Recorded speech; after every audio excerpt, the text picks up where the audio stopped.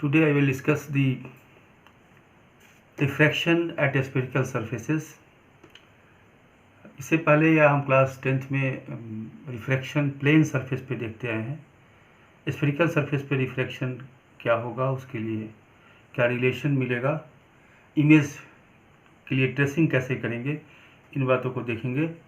तो here in this figure AB is a boundary of two medium. The first medium is this and second medium is this, means this spherical surface separated the two medium of refractive index n1 and n2. Now there may be different cases also. This surface may be concave also. The refractive index of this side will be greater than this side, refractive index of this side will be greater than this side. So there are so many cases. Here I am going to take the refractive index of n2 is greater than the n1, मतलब refractive index of medium 2 is greater than the refractive index of the medium 1. ये हम लेके इसमें हम पर चलेंगे। और ये सरफेस जो होगा, जो रेयर मीडियम की तरफ जो सरफेस है, वो हमारे पास कन्वेक्स सरफेस है। ये लेके मैंने यहाँ पर चला। ये हमारे पास ये O और C को यहाँ पर ये इस स्फेरिकल सरफेस का ये सेंटर है, तो ये सेंटर ऑफ कर्वेचर है। और ये एक पॉइंट ऑब्जेक्ट है, और ये पॉइंट ऑब्जेक्ट और ये जो लाइन है, ये इसको हम प्रिंसिपल एक्सिस के रूप में मान सकते हैं। ये लाइन है, ये P पर यहाँ इंटरसेक्ट करता है।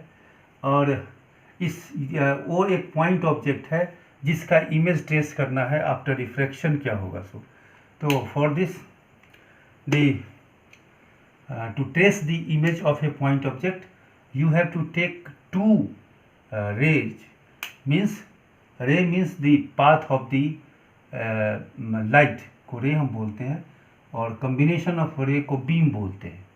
तो here it is a beam, but I am taking only two rays to trace the image of this point object. And since it is the center, so this is the radius of curvature, and you know that the radius is always perpendicular to the spherical surface. जो भी radius होंगे, CP is also a radius, so it is a perpendicular, and this is also a radius, so it is also a perpendicular. Suppose this point is D, so this CD is perpendicular to this point D, and hence this is the angle of incidence. ये जो रे है यहाँ पर इस point पे D पे पड़ा, तो जो एंगल बनाया नॉर्मल के साथ, this angle is the angle of incidence. And after refraction, since this ray is going from rare to denser, so it will bend towards the normal. ये नॉर्मल की ओर मुड़ेगा, और ये मुड़ करके नॉर्मल के साथ जो एंगल बनाया, this is the R, this is the angle of refraction. And suppose this angle is the DOP is alpha, इसको मैंने सपोज कर लिया, and DCP is बीटा, इसको भी सपोज किया, और DIP इसको गामा सपोज किया। ये अपने सुविधा के लिए सपोज किया, अपनी कन्वीनियंस में लिखने के लिए सपोज कर लिया। और ये I है, ये R है। अब हम लोग ये जो रिफ्रैक्टिव इंडेक्स हम लोग अगर कहीं बोलते हैं कि refractive index of medium 1 is n1, means it is the refractive index of this medium with respect to vacuum. ये वैक्यूम या एयर के रिस्पेक्ट में है, ये ऐसे है एक्चुअली में। तो जब कभी भी एब्सोल्यूट रूप से लिखा गया है, इसका मतलब है कि एयर के रिस्पेक्ट में है। और अब हम लोग क्या करते हैं कि जो हमारे पास जो अपर्चर है AB, वो बहुत ही स्मॉल है, इसलिए जो रे है वो पैरेक्सियल है, मीन्स अल्फ़ा बीटा गामा ये वेरी स्मॉल है, IV स्मॉल होगा। तो इस कंसेप्ट को लेकर चलेंगे। दूसरा एक कंसेप्ट की ज़रूरत पड़ेगी, वो है साइन कन्वेंशन की। तो साइन कन्वेंशन के लिए हम ये कह सकते हैं कि यहाँ पर एक हम ओरिजिन बना ले। ये ओरिजिन हो गया, ये एक्स एक्सिस है, ये वाई एक्सिस है, ये निगेटिव एक्सिस है। और लाइट के डायरेक्शन में पॉजिटिव मानेंगे, तो लाइट के डायरेक्शन यानी इस डायरेक्शन में जो है वो पॉजिटिव है, इस डायरेक्शन में जो है इधर जितना है वो नेगेटिव है, ये जो ऊपर है वो पॉजिटिव है, ये जो नीचे है वो नेगेटिव है। इसको हम लोग बोलते हैं कार्टेशियन साइन या कोऑर्डिनेट साइन कन्वेंशन बोलते हैं। इस साइन कन्वेंशन को मैं यूज करूँगा, चिन्ह की परिपाटी जिसको बोलते हैं उसको यूज करूँगा। तो हम सबसे पहले यहाँ पर जो ओ पॉइंट से जो दो रे चला, एक रे चला जो डी पे गया और वो एंगल ऑफ इंसिडेंस आई बनाया और नॉर्मल की ओर मुड़ के ये आर एंगल बनाते हुए वो यहाँ तक आया। दूसरा चूँकि अलोंग दी रेडियस है, यानी कि ये नॉर्मल है, नॉर्मल होने का मतलब एंगल ऑफ इंसिडेंस जीरो है, तो एंगल ऑफ रिफ्रैक्शन भी जीरो होगा। तो विदाउट एनी डेविएशन ये रिफ्रैक्ट हुआ है और ये रिफ्लेक्ट होकर के आई पे पहुंचा है। तो आई पर ये दोनों रे आके मिला, इसलिए I is the real image, actual में मिला है। So I is the real image of this point object. अब हम लोग रिफ्रैक्टिव इंडेक्स की जो डिफिनीशन एक्चुअली में हम लोग जो अभी देखे थे स्नेल्स के नियम से, sine i by sine r, ये जो रिफ्रैक्टिव इंडेक्स है, ये रिफ्रैक्टिव इंडेक्स होता है सेकेंड मीडियम का, मतलब ये होगा ये सेकेंड मीडियम का फर्स्ट के रेस्पेक्ट में। तो हम आज भी चर्चा किया था इस बात को। ये हमारे पास, इसी को हम लोग लिखते हैं refractive index of second with respect to first, ऐसे भी लिखते हैं। ये कंपैरेटिव लिखेंगे तो इसकी जरूरत हमको नहीं है अभी यहाँ पर। और हम पहले बोल चुके हैं कि ये जिसकी अपार्चर जो ए बी है that is very small, so you can write this sine i is approximately equal to i and sin r is approximately equal to r, and hence you may write this I by r and it is I n1 into r n2। ये एक relation हमारे पास मिला। और second is that in triangle O C D, इस O C D triangle में ये straight line है, तो I is equal to alpha plus beta,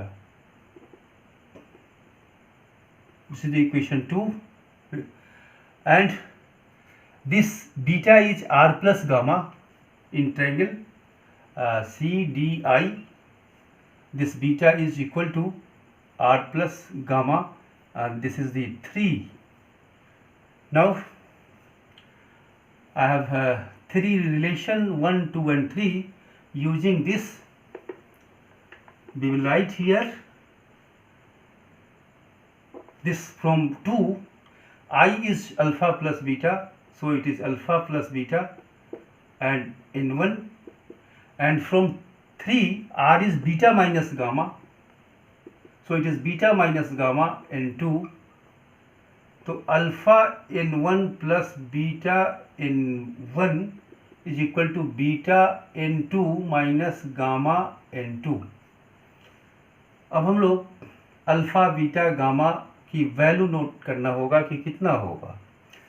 actually छोटे एंगल है तो angle is equal to arc by radius हम लोग कह सकते हैं। तो अल्फा जो आर्क है वो dp है, तो हम लिखेंगे dp बाई डिस्टेंस है हमारे पास PO, तो लिखेंगे dp by PO। This is the value of alpha and n is here. Now the value of beta is dp by PC।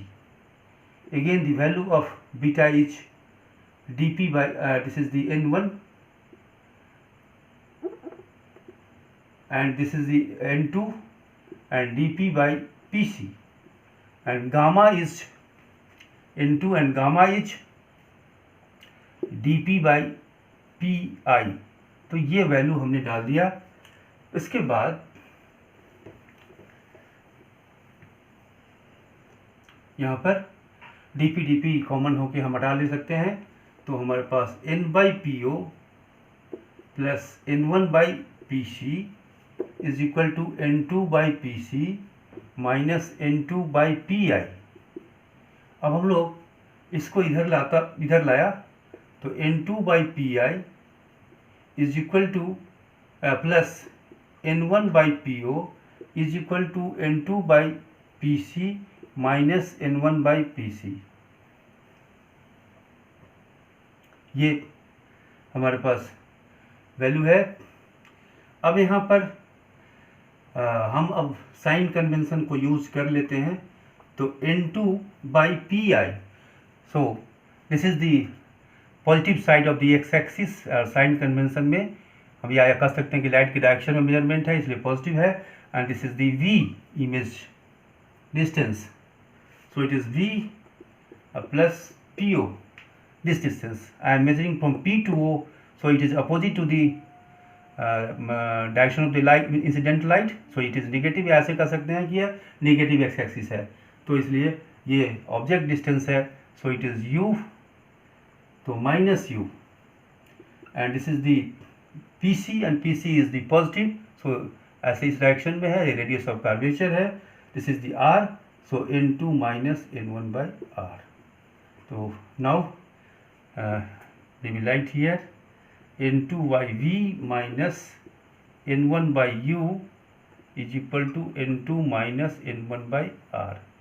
ये हमारे पास एक फार्मूला हुआ, जिसके द्वारा, हालांकि हमने अभी कहा कि एक पर्टिकुलर केस में निकाले हैं, लेकिन चाहे कोई भी केस होगा, हम साइन कन्वेंशन को प्रॉपर यूज करेंगे तो इस फार्मूला को यूज किसी भी केस में किया जा सकता है। तो किसी भी, चाहे वो ऐसे शेप हो, चाहे ये डेंसर हो, चाहे ये रेयर हो, जो भी केस इसमें हो सकता है, कन्वेक्स करके जो भी केस होगा उस केस में हम इसको यूज कर सकते हैं।